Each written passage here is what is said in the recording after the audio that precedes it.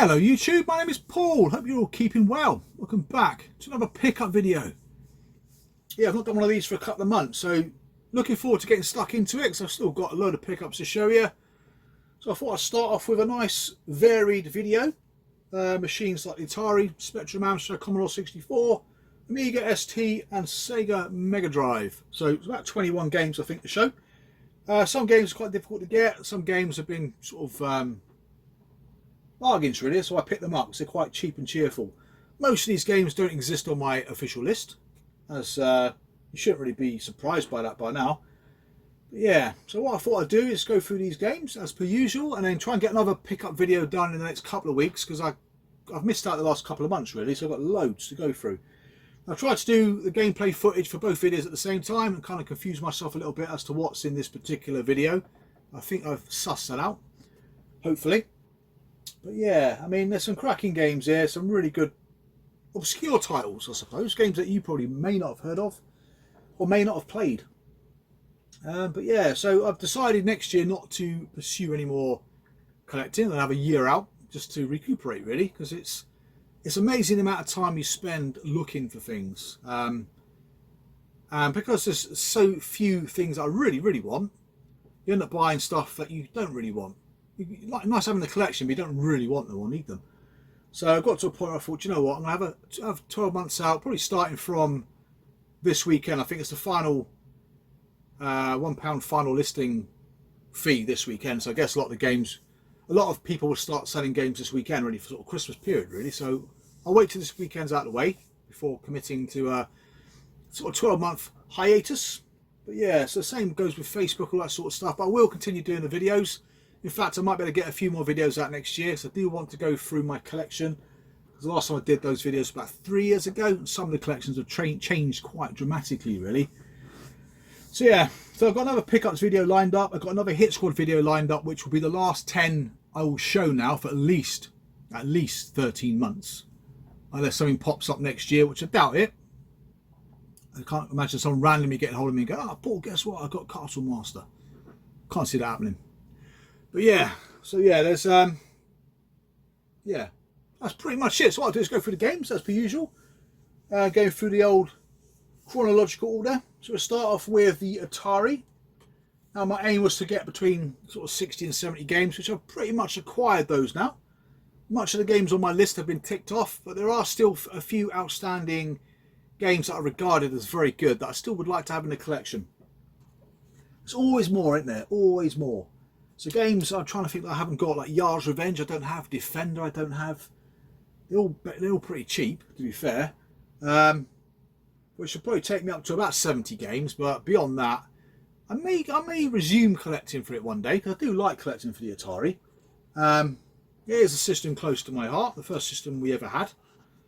But yeah, so first up we got a game from CBS Electronics, which generally means it's shit, because they tended to make the Atari ports inferior to the CBS ColecoVision. So the first one is Wizard of War.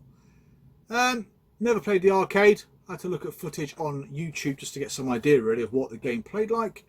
And to be fair, the Atari conversion isn't that far behind. What I love about the arcade is all the funky noises, the robotic voices and all that sort of stuff. It's quite terrifying really.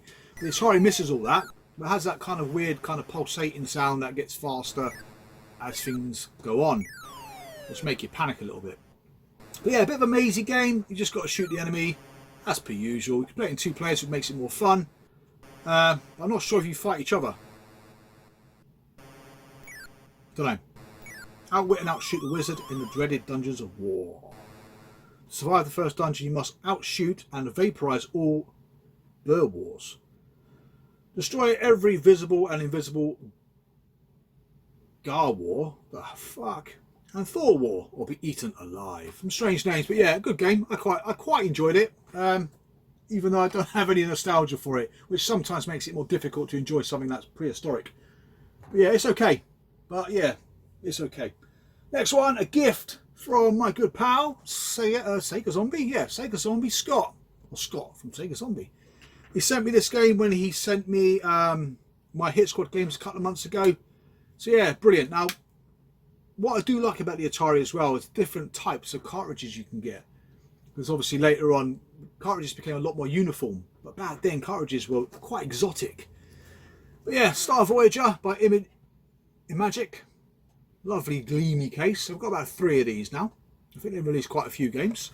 Very similar to a game, I don't know if you remember Ace or Ace 2 on the 8-bit machines. You're just sort of chasing each other around. You're almost like shooting at a dot, really. And this is similar. It's got scaling sprites, though, which is pretty cool, because an enemy comes towards you, gets a bit closer, get them in your crosshair, shoot it, then you move on to the next stage. It's as simple as that. But I found it quite addictive at first, and I managed to shoot it as it was a little dot, so I was well impressed. Pure luck, I would say. Now, what I'm saying about the cartridges, they do look a bit fancy, a bit of different shape to them, so I do like that. Very funky. Now, there's so many different varieties of Atari cartridges, unbelievable.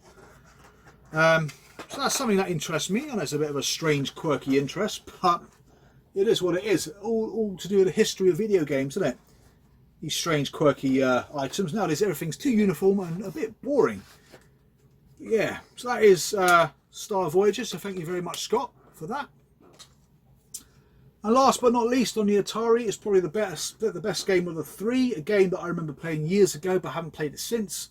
Quite a reasonably priced game, sort of between £5 and £10. And that game is Frostbite.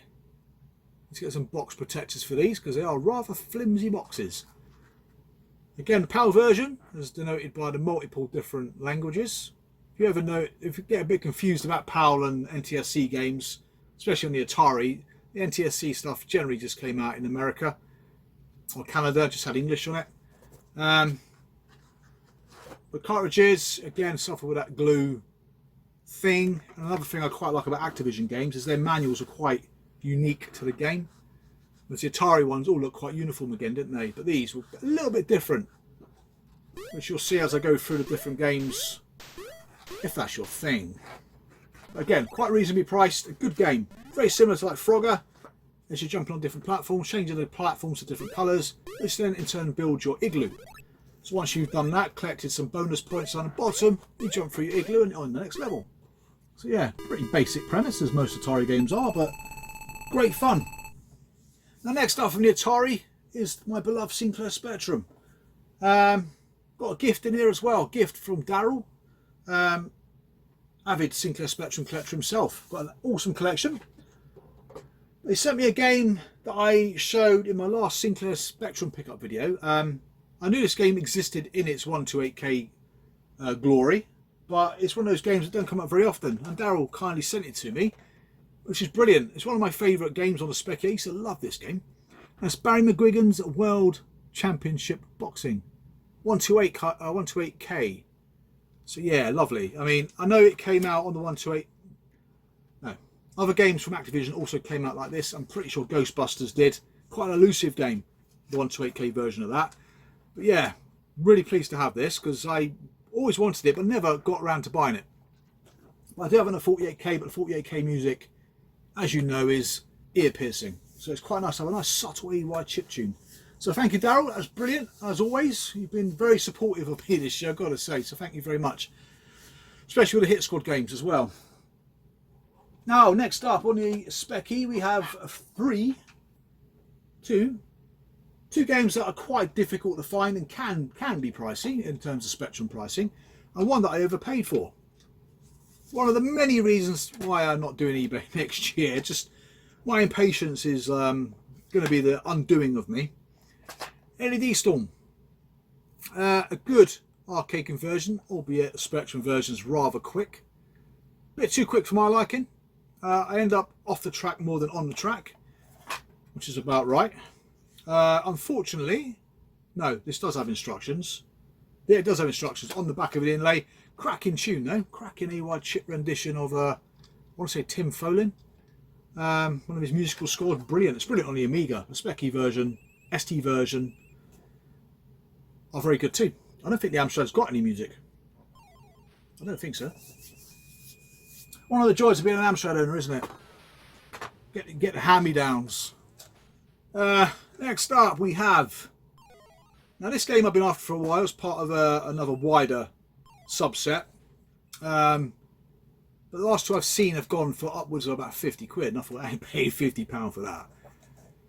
But yeah, only because I know it can go cheaper, but it's always what happens, isn't it? Two people want the same thing and it's all hell breaks loose. And that game is The Goonies, based on one of my favourite films of the era. Love this film. The game itself, I'm not really sure what to do. I played it for a little bit. And funny enough, you play two different characters. So you use one character to do something, then you can use the other character to do something else. So for example, in this game, you get one character to turn on the money printing machine, which gets the big mama to go outside to pick all the money up, while the other character goes and does something else. So outside of the mechanic is a little bit unusual, but it's good, it works. But yeah, apart from that, it's got absolutely appalling beeper chip music. That's the one thing about this game I cannot stand. But yeah, again, I mean, for those who do like a bit of artwork, nice, isn't it? But yeah, clam case, unusual on a Specky to get clam cases. But yeah, really pleased to have that one. Again, it seems like quite a good little game. Now next up is part of the David Birdsall series of games. I know he'll appreciate this one, as always. This one came up as a buy now for £25. I snapped it up because it can go for significantly more. Leaves me one left to get for the series, which again is another quite obscure one. Not overly pricey, but that game is Dizzy 5 or Spellbound Dizzy. So really pleased to have that. Or am I? It's good. It's okay. I mean, I like these sorts of games. I do like my arcade adventures. I love the Spellbound series. But I can never get beyond the character. That's the problem with these games. I look at it. Even back then, I was, what, 15? And it's come out 16. It's just not the sort of thing that looks cool on the shelf, is it? Look at it. But yeah, again, I've never played any of them for any length of time.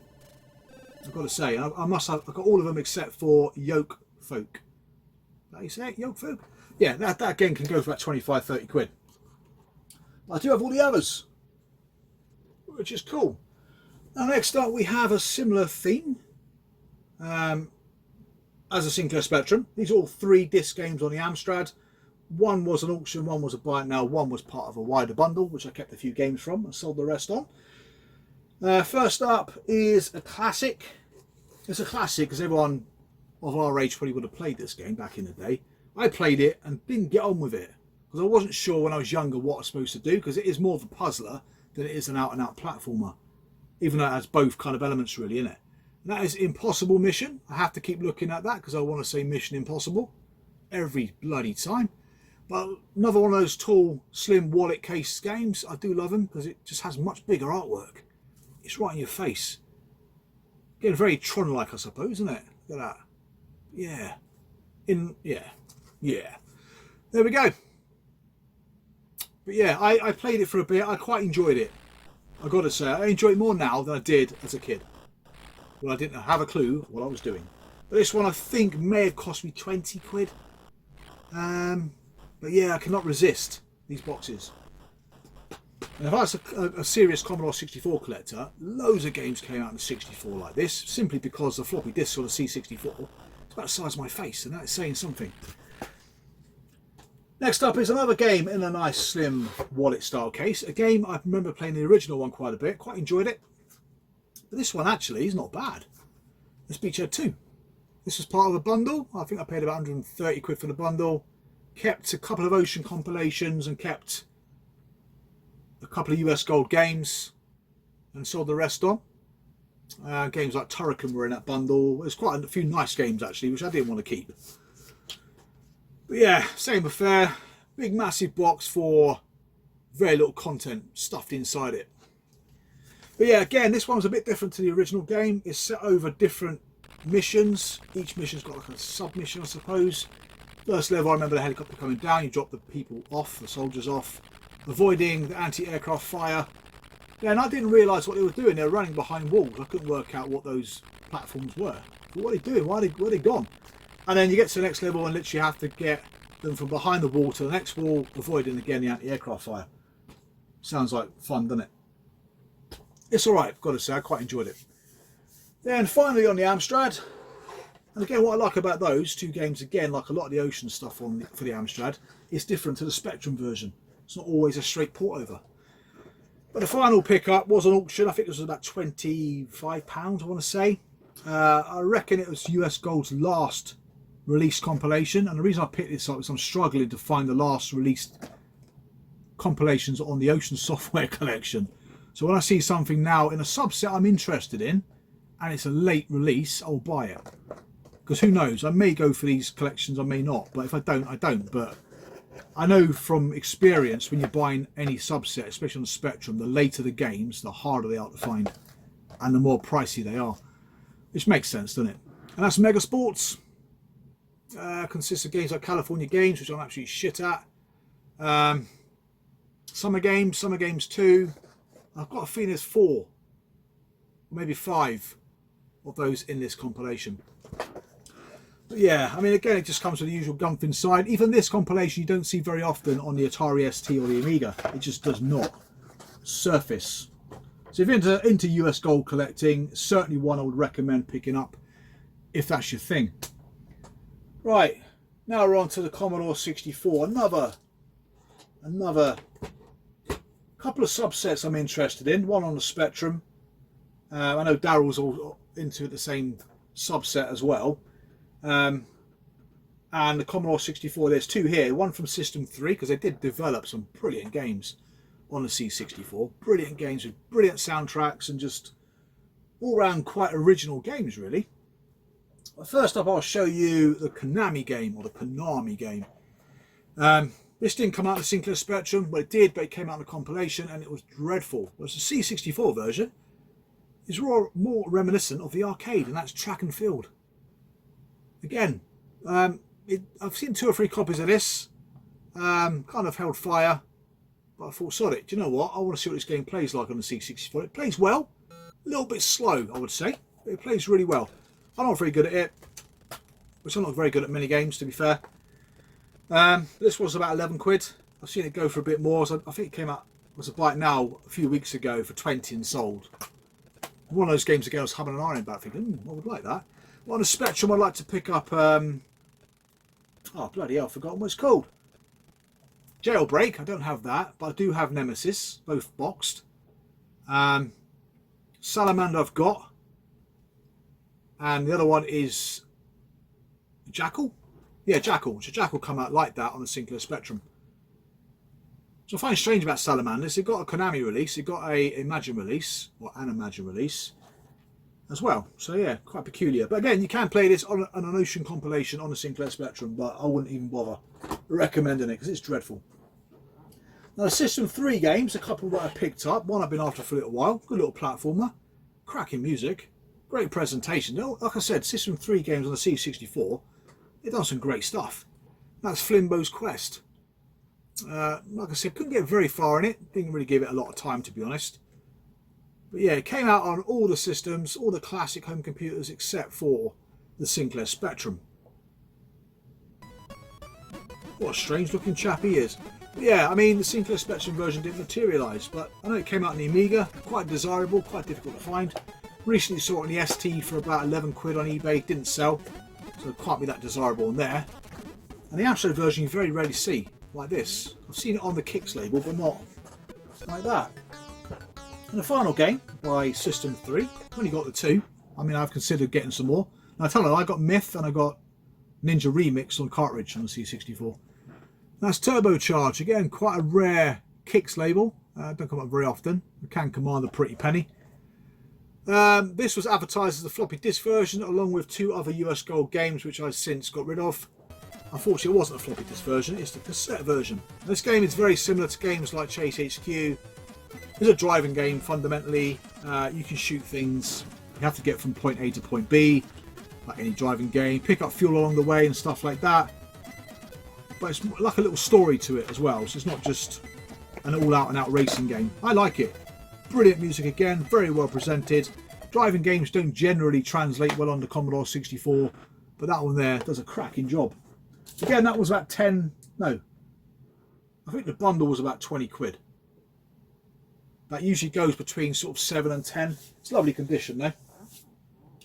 Right, next up, what do we have? The Atari ST. Now the ST, in essence, I've pretty much got what I want. There's only one game I'm looking for, and that's Human Killing Machine. Only because I had it back in the day. Got it on the Amiga. They're both identical, but I would like to have it because I had it. I'm a greedy bastard. Right, ST. I've lost my ST games. How does one do that?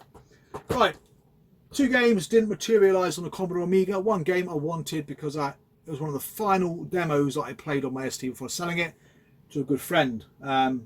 It doesn't come up very often, and the one that is on eBay is highly overpriced. First up, we have a wonderful Gremlin game, which didn't come out on the Amiga as far as I'm aware. Quite an early release, 1988, and that's based on a cartoon, maybe? Don't remember. And that's North Star. A decent run and gun, not overly quick. I can see it being quite samey, but very colourful nonetheless. Yeah, this was I think right now best offer. I think I offered about 12-13 quid for it. And the same guy I got the next game from accepted both offers, so about £25 for the next 2. But yeah, not a bad game. It's okay. It's okay. Nothing special. Comes on those dodgy looking discs, which are very common under the Gremlin label. When you first ever see them, they look really dodgy and suspect, don't they? Yeah, not bad. There's a few Gremlin games that came out on the ST that didn't make it onto the Amiga. I think Trailblazer was another one, but I don't remember which other ones did. Yeah, and the next one too. The next one's a US Gold game. Not one of those plastic cases. I do like these plastic cases, and that's Solomon's Key. Good platformer, bit of a puzzly platformer. You have to build platforms, take platforms away. Looks at first glance like Bubble Bobble a little bit, but it isn't. Nothing like it. Yeah, so you got to find the key to escape. All kinds of dodgy stuff. Again, played for about 15-20 minutes. Did quite like it actually. Nothing much inside. The instructions are on inlay. But yeah, I'm missing. Now I think I'm missing Rolling Thunder, which surprisingly I had before. I did have it. Did show it in a really early pickup video. I got rid of it. But since then I've managed to pick up maybe about half a dozen games like this now on the Atari ST. But yeah, the next one, I remember this demo of this game. It's a 3D shoot 'em up. It was quite revolutionary actually, from what I remember. The graphics were great. It had a decent lick of speed about it, bearing in mind it was a 3D game, an early one. You could either be ground based or fly. That game is Simulacra. Fantastic rendition. Music rendition at the beginning. Yeah, the Amiga music is absolutely amazing. I love it. But again, the ST should shine simply because it's got a faster processor. And this is quite a processor hungry game than the Amiga. It doesn't use a blitter chip or anything like that. So the ST version should, in theory, be slightly faster. But yeah, this was 20 quid. I believe I got it for a guy called Roger Cantor on Facebook groups. So yeah, it might be a little bit overpriced, but again, I really wanted it and it doesn't come up very often. And the one on eBay is about 70 quid, which is ridiculous. So pleased to have that. I would recommend that one for those who do like the sort of 3D shoot 'em ups, because it's actually good fun. Right, next up, the Amiga. A couple of Capcom games here, a couple of quite difficult to get. Most Capcom games, especially sort of the early ones, sort of the longer boxes from 1988, are quite difficult to get. I'm not sure if 1943 got a release on the Amiga in that style. I think it did, which would make it probably the most difficult one to find. Street Fighter didn't. It came out in a jewel case. I've never seen it in the big box, and I've never seen any evidence that it came out in the big box either. But it did on the Atari ST. But anyway, first up is a core design game. This game came up right now. Can fluctuate in price, anything between sort of 40 and 90 quid. This one cost me 50, and that's Warzone. Now, if you do like your Commando clones or Mercs or games like that, you'll love this, because it's actually a nice game. Graphics are really good. You're just going up vertically, shooting the enemy, picking up power-ups, rescuing POWs. It's got some nice meaty sound effects. I was quite impressed with it, I've got to say. I mean, the box is in good nick, a bit concave on the back, but generally quite nice. Inside there you've got the usual bump poster size instructions, floppy disk, and a cardboard insert that I always turn the other way around just to save it from bowing. But yeah, pleased to have it. Been after it for a while, just held off because the values are just a little bit too extreme. Right, next. You've already seen this game, feature already in this video. This is the Amiga version. That's LED Storm.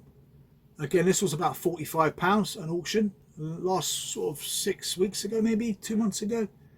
Nothing much on the back. Plays better than the Spectrum version because it's slower, which makes it a little bit easier. Very, very good soundtrack, pleasing on the old ears. Usual gump inside, massive box just for a couple of bits of paper and a floppy disk. But yeah, I quite enjoyed it. I never had it back in the day, to be honest, and I've never played it on the arcade either, or in the arcade. So yeah, I thought it was okay. But the next one I think is slightly better. I quite enjoyed this one. Again, a bit more of a run and hack and slash. I don't even know if it's even that, to be honest. I don't even know if you're running, it's quite slow paced. That's Tiger Road. Again, a very obscure title. I picked this up as part of a bundle from Germany quite some time ago now. It came with games like Carrier Command, P-47 Thunderbolt, and a few other games, which I can't remember. There's about 5 or 6 games. It cost me about 70 quid for the bundle. So by the time I sold the other bits on, I've got this for about 40 quid. It's not a bad price really for a game that's very difficult to find. Didn't get very far in it. Looks like it's missing its plastic tray, which is quite easily replaceable. But the usual bump for it, including the passport. What's this? Whatever that is. But yeah, good. It's okay. I never played the arcade version either. It plays okay, although it's a little bit slow. But I'm certainly pleased to have that in the collection as I kind of get more of these nice colourful cases. I do like the US gold colourful cases, especially like the Sega ones, bright orange, and the Capcom ones in mauve or purple, whatever colour it is. Right, brings us on to the final system, which is the Sega Mega Drive. Again, I've been picking up Mega Drive games now all year. I've managed to add probably nearly 100 titles back into the collection. Again, quite picky and choosy with what I pick up in most cases. But these games aren't too bad. One of them's average, one's a classic, and the other one is just all out fun. It's really good. Very gory, lots of blood and guts in it. First one is Jurassic Park. Nothing like the Amiga version I had back in the day. It reminds me a little bit of Terminator, just a very poor version of it. Very platformy, lots of power-ups dotted around, lots of enemy to kill. I just didn't like it. I thought it was pretty average. But again, I only played it for about 15-20 minutes and I wasn't very good at it. And straight away, that's enough to put you off your breakfast. Again, that was only about 10 quid, if that. And next up is the arcade game, Super Smash TV. I love this on the Spectrum. The Amiga version is good fun, but this is great. Just takes a little bit of time to get used to the controls. You've got a D-pad, but not only that, you've got the 3 buttons do different things, as in like 1 minute you can fire forward, push another button, you're firing behind you, and then you get confused which way you walk in and die. Not only is there lots of blood and guts in this, but I think it's a cracking game. Again, quite a cheap title to pick up. No more than about 10 quid. Bargain really, isn't it? And finally, it's a game that I never got on with. Even though I love Flashback, this one was never really got on with it. That's Prince of Persia. I just need to persevere. I think with Flashback, when I bought it, I didn't like it. And I had to play it. I just kept playing it and playing it. And eventually it just turned out to be such a masterpiece of a game. Whereas this is probably no different. Again, this one's a little bit more expensive, but nothing overly expensive. I can't remember what I paid for it. I don't think it goes to 120 quid anyway. 15, 20 quid. Correct me if I'm wrong, but I'm pretty sure it's not expensive. But yeah, I'll leave in the plastic sleeves, all complete, all in good condition. So yeah, that's it.